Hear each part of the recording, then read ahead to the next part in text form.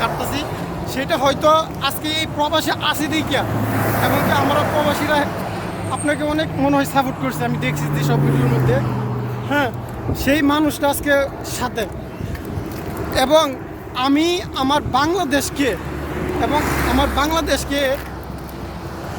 বাংলাদেশের প্রত্যেকটা মানুষকে বলতে চাই, এই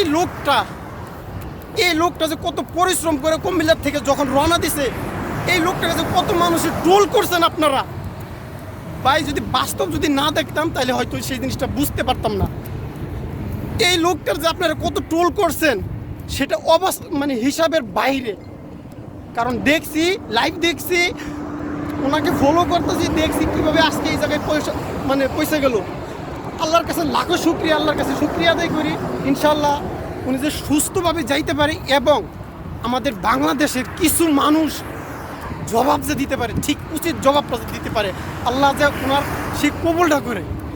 এবং ওনারা যেসব মানুষের টুল করছেন আপনারা ভাই দেখেন, উনি কিন্তু একটা মানুষ, মন মানসিকতা। এভাবে আপনারা সাহায্য করতে না পারেন, মানুষের যে মন মানসিকতা একটা সাহায্য, সেইটা করেন ভাই।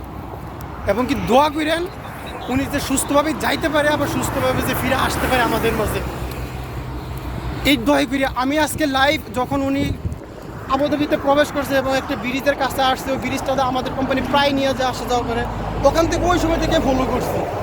তো যাই হোক, আল্লাহর কাছে শুকরিয়া। আল্লাহ হয়তো যখন মনে মনে পরিকল্পনা করছি, যখন বলছে যে আল্লাহ যে কবুল করে, ঠিক আছে, আল্লাহ যে কবুল করে।